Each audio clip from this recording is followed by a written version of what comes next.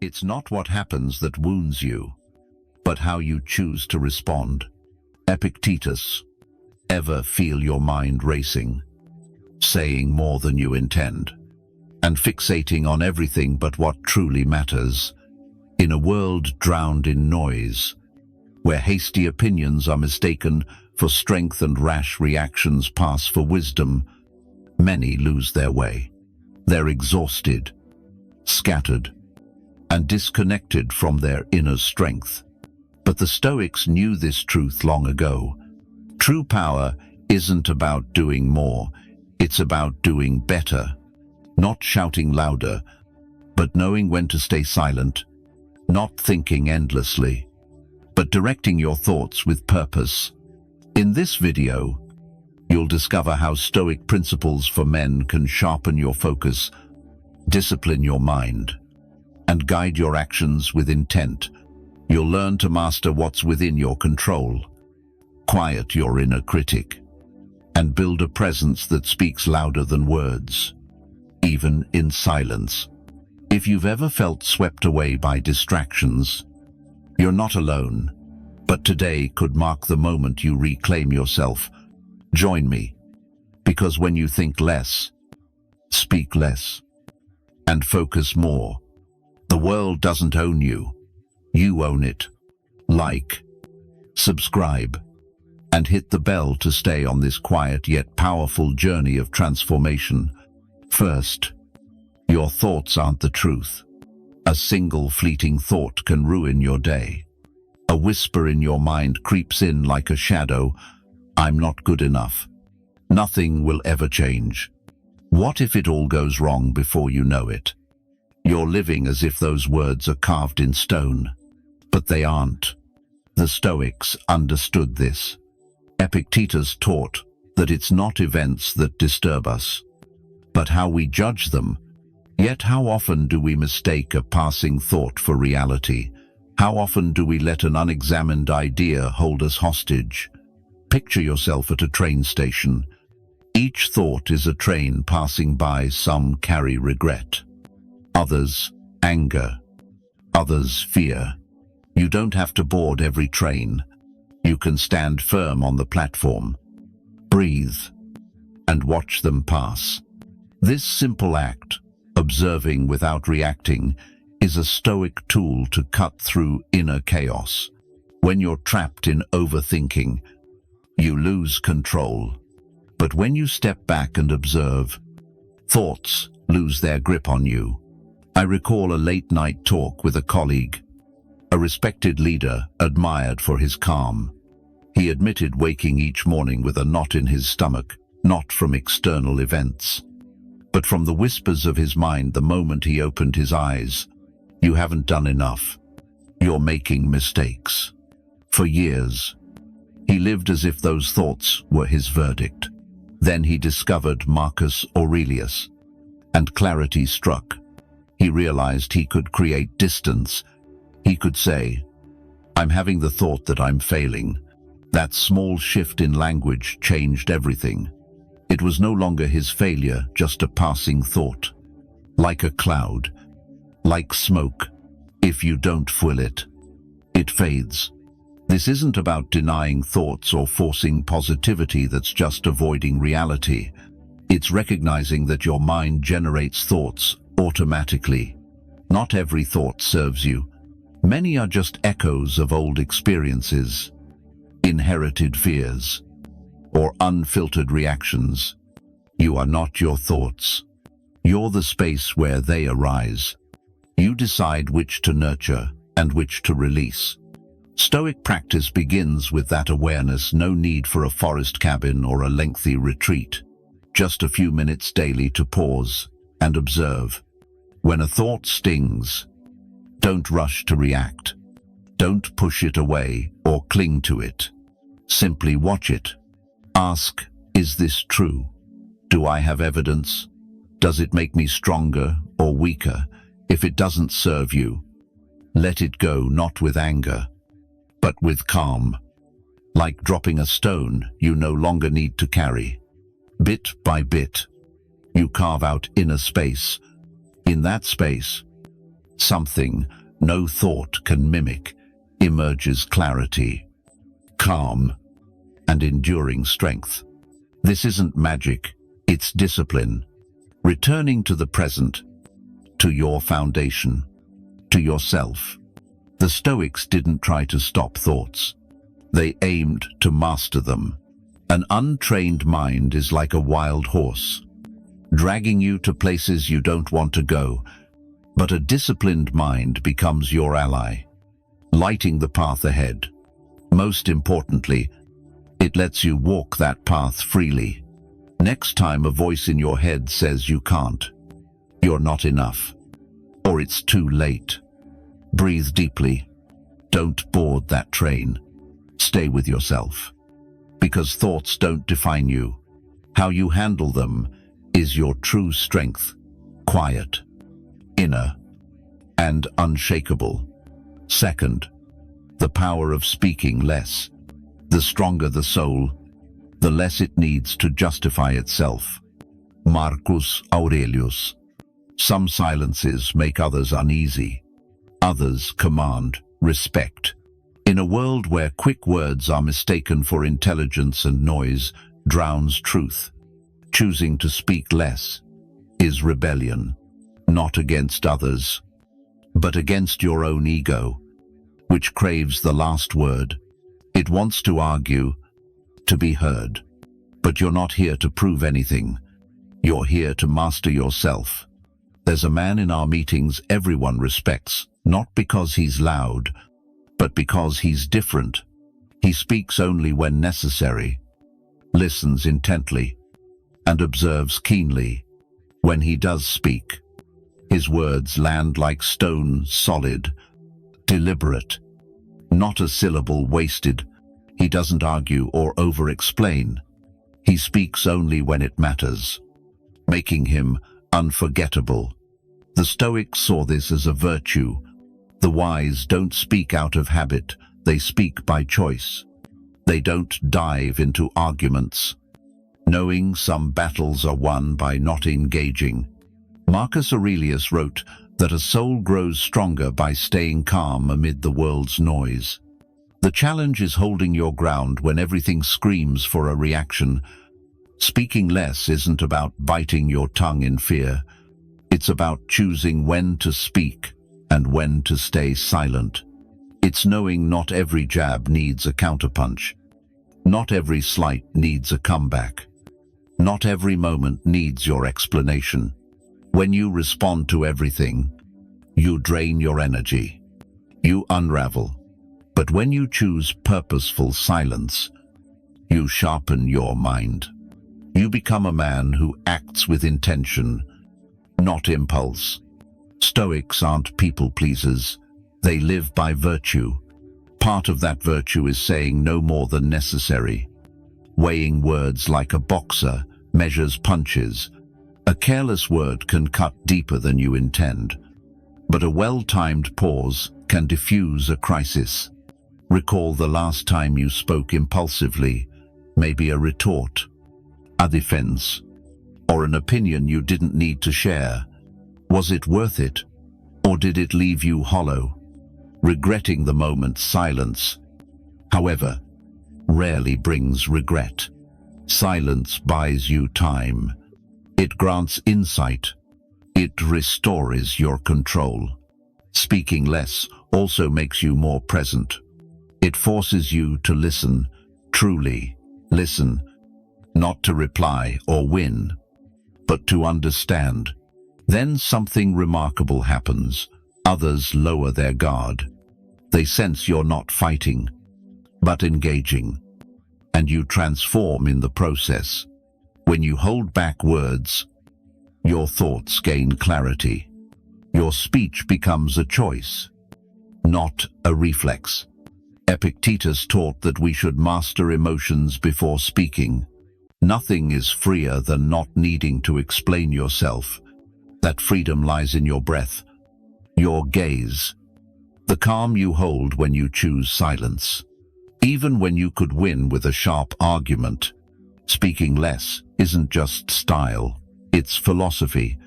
It's a reminder that control begins with your tongue. True respect isn't demanded, it's earned. In a noisy world, the man who masters silence becomes a presence that needs no introduction. So, when you're tempted to retort, pause, breathe, and ask, is this necessary? Is it useful? Does it align with who I want to be? If not, stay silent. Sometimes, the greatest strength is saying nothing. In that silence, you grow stronger, clearer, and truly yourself. Third, control what you can.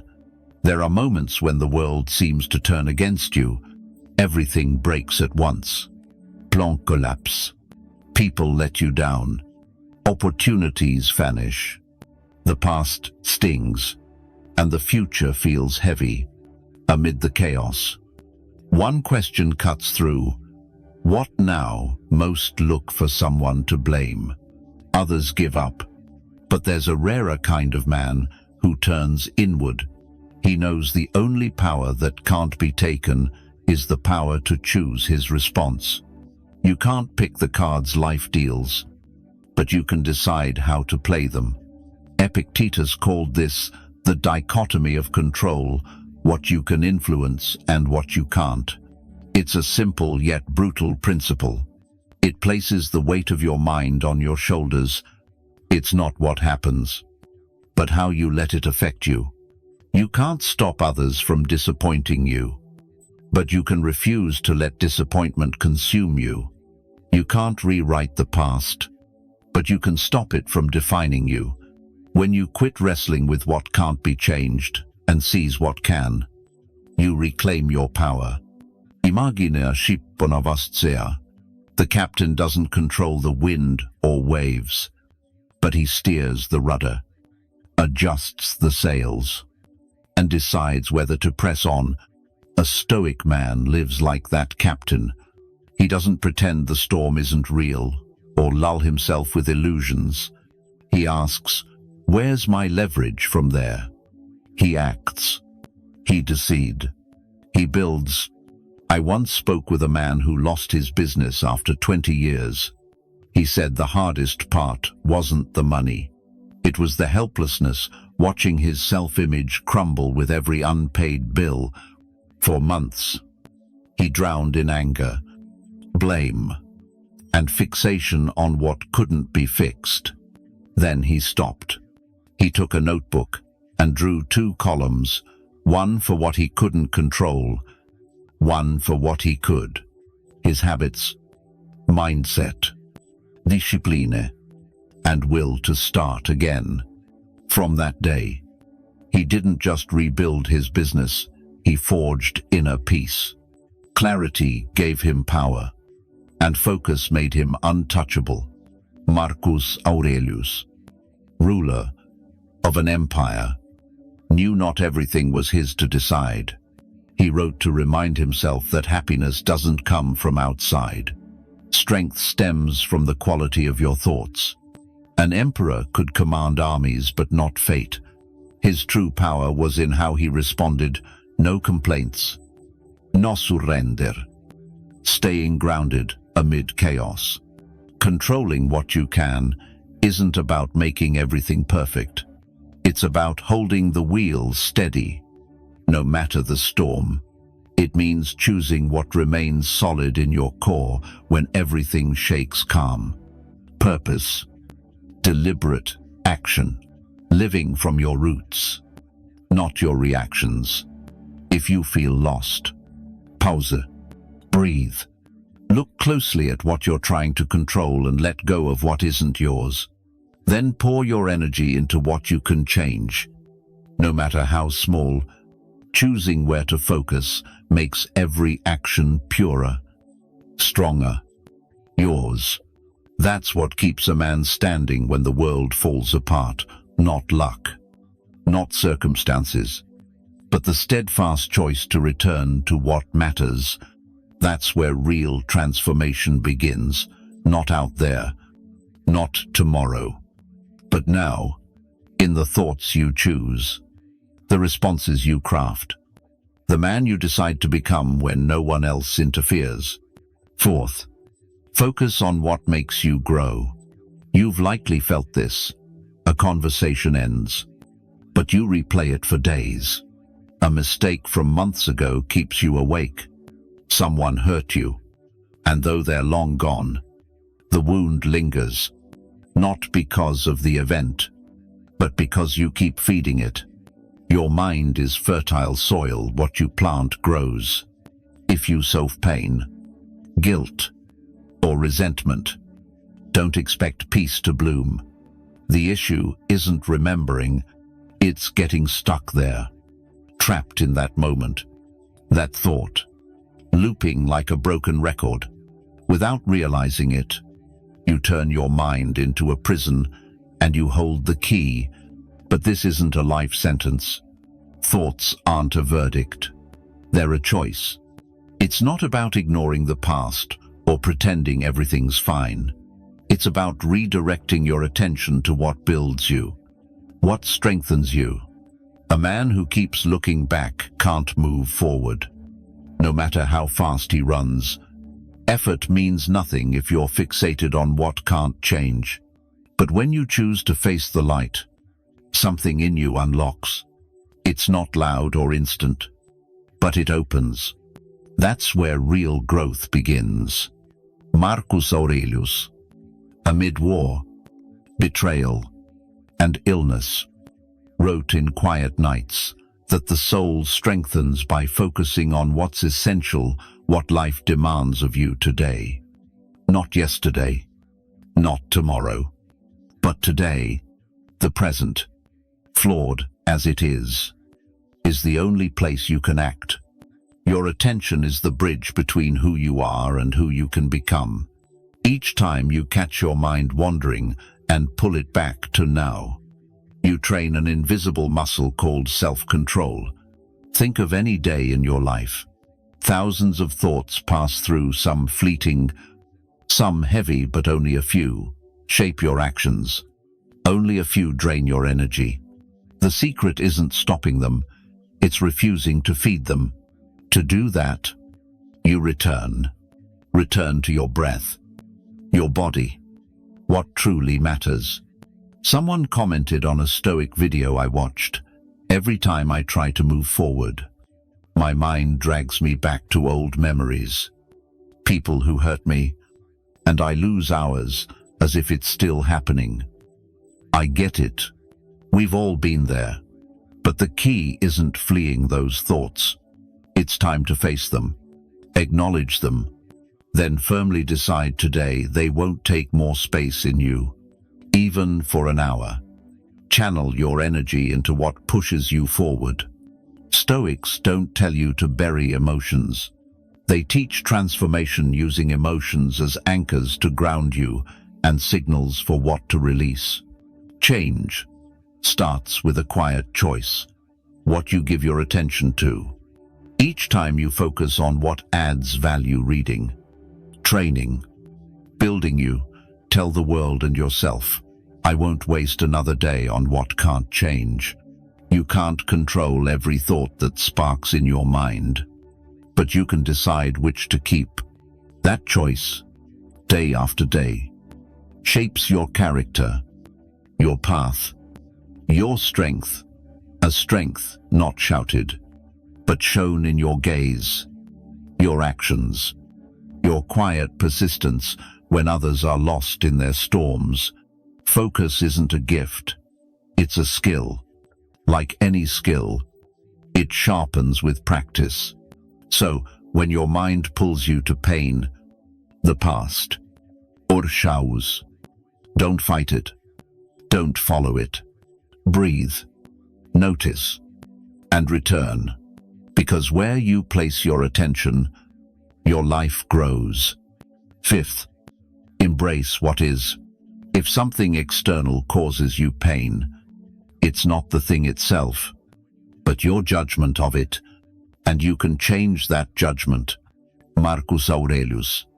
Most men don't fall under burdens, they fall resisting them. They want life to be different. They want others not to fail them. They want the past to stop hurting. They wish plans unfolded perfectly, but reality doesn't bend that way. The more you fight what is, the more you exhaust yourself, breaking inside. It's not the burden that crushes you, it's how you carry it. Acceptance isn't surrender or passivity. It's stopping the fight with what's already done. It's facing loss, mistakes, betrayal, and choosing not to let them define you.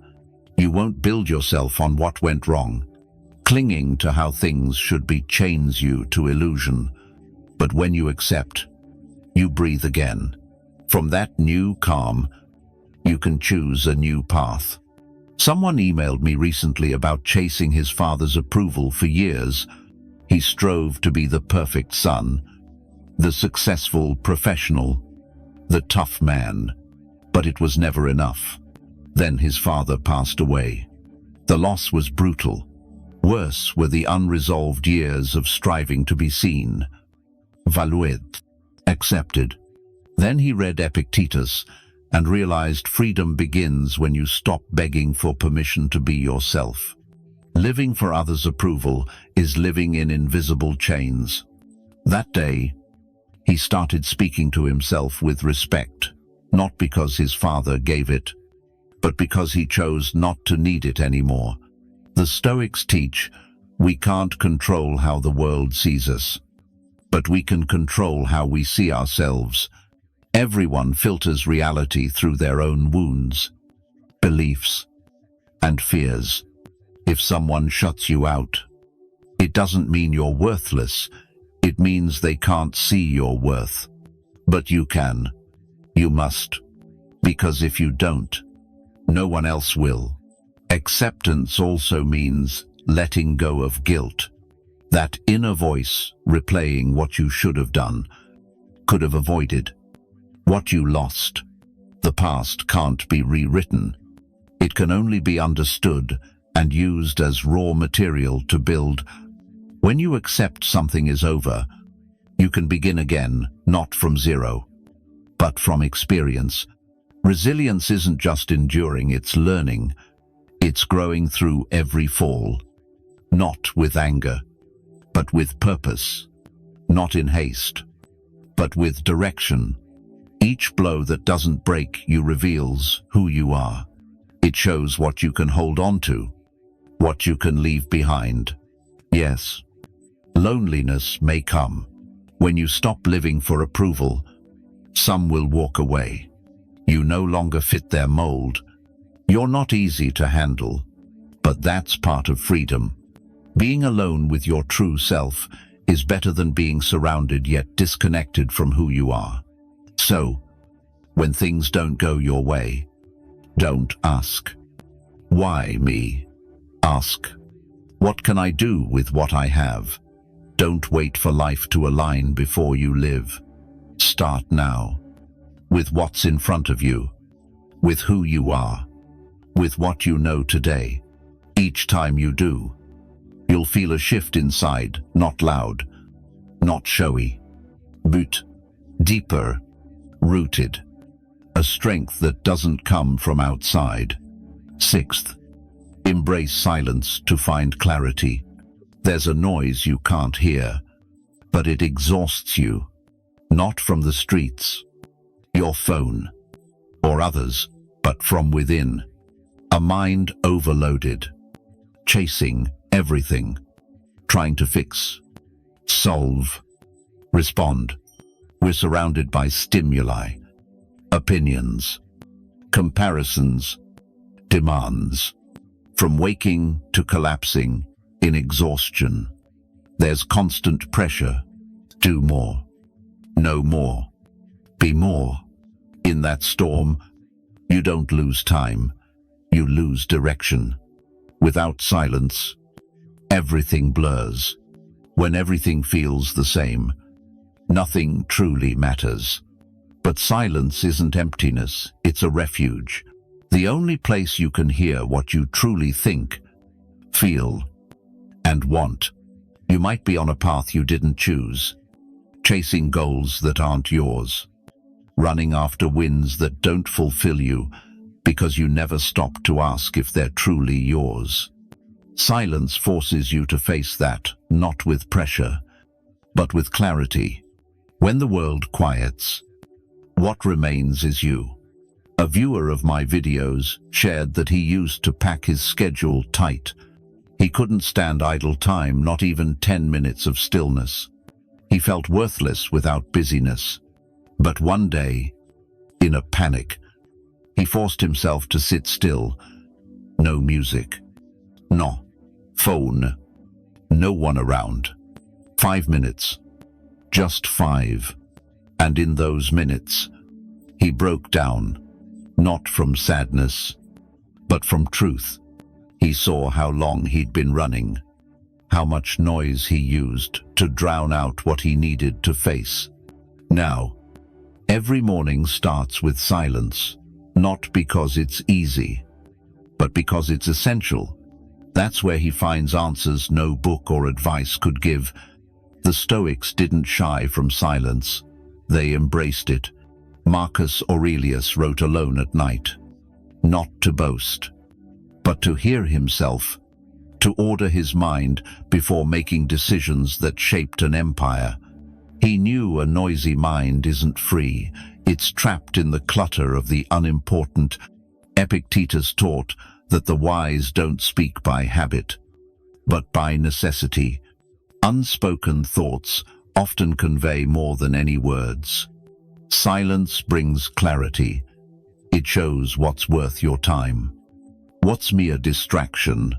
It reveals who you are when the world's gaze is gone, exposing your habits, fears, and deepest desire. But it takes courage. Silence confronts you with hard truths, reminding you of what you've avoided. Yet in that uncomfortable space, change begins, not in comfort, but when you stop running. If you're lost, don't chase more noise. Seek silence. Turn off the clamor. Be still. Not because you're empty, but because you need to hear yourself first. You need to reconnect with what matters. That's not out there, not in the next goal or answer. It's in the quiet, where everything pauses, and you finally meet yourself again. The world won't stop for you. There's always more news, demands, voices, but you can choose not to heed them all. You can carve out a pause, a sacred space to return to yourself, not what others expect, not a shadow, but your true self.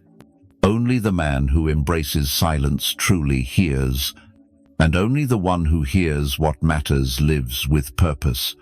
Silence isn't weakness, it's the mark of inner control, mental clarity, and true strength. 7th, speak less, think more. Most men don't stumble from what they don't say, they falter from words rushed out without thought. A remark spat in anger, an opinion voiced carelessly, a response driven by emotion. That's where harm begins, not just out there, but within you. Each time you speak without awareness, you drift further from yourself. In a world where everyone fights to be heard, the man who knows when to stay silent stands out. Think of your mind as a blade. Every word is a swing. If you don't hone that blade, it cuts you deeper than anyone else. But if you learn when to strike, when to sheathe it, when to sharpen it in silence, you become unshakable. Speaking less doesn't mean you're less, it means you're clearer, more controlled, more lucid. Not every thought needs a voice. Not every emotion needs exposure. Not every comment deserves a reply. A man approached me after a family argument. He'd lost control over something small, but the anger had built for weeks from unspoken words he should have said, ignored emotions, judgments thrown like daggers. When it ended, he felt empty. Deep down, he knew those words weren't his truth, just echoes of inner chaos he hadn't faced. So he set a rule: pause before responding, even for 2 seconds. It felt trivial, but those seconds changed how he lived. They gave him space to choose, to think, to respond with calm. The Stoics harnessed the power of the pause. Epictetus said, "We're not shaped by events, but by how we interpret them. That interpretation forms before you speak." So, the man who masters the moment between trigger and response doesn't just win arguments, he shapes his character, his path, his energy. In tense moments, silence can be your sharpest tool, not because you're out of fight, but because you know not every battle deserves your fire. In a heated exchange, a single pause can make your words carry more weight than any volume. Words spoken without haste, without fear, without needing to win land differently. Speaking with purpose is an art. Like all art, it demands practice, awareness, and the courage to resist the noise. Today, we're bombarded with urges to react, post, speak, prove something. But restraint isn't suppression, it's choosing the source of your words. From ego or from your core, from pain or from wisdom, from a need to be heard or from the freedom of not needing approval. That's what separates the impulsive from the steadfast. You can't always control your emotions, but you can control how you express them. You can train yourself to observe thoughts without letting them speak for you. You can practice pausing, breathing, waiting for the right moment. The man who masters his words doesn't just communicate better, he respects himself more. And the man who respects himself earns respect from others. Next time you're tempted to snap back, pause. Not because you're weak, but because you're strong. Not because you're afraid, but because you're focused. Speaking less isn't holding back. It's letting go of what doesn't need to be said. That's the quiet strength few truly master. You can be one of them. True strength isn't lifting heavier weights or shouting louder. It's forged in silence, in the moments you choose to think before reacting, in the days you focus on what you can control. Each time you speak with purpose or stay silent with wisdom, you build something enduring. Today, we've explored 3 pillars that shape a man: think less, speak less, focus more. These aren't lofty ideals, they're daily habits. A way of living built through every choice, every mindful breath, every thought you observe without letting it become your truth. When you realize thoughts don't define you, silence is power, and focus guides your path. Something shifts, not outside, but within you. You no longer need to prove your worth to the world. You carry it inside. You remind yourself that peace, discipline, and clarity aren't for the lucky few, and focus is your most powerful tool. If this resonates, share in the comments. Where do you need more stillness? What are you choosing to let go of? Your story might spark someone else's journey back to themselves.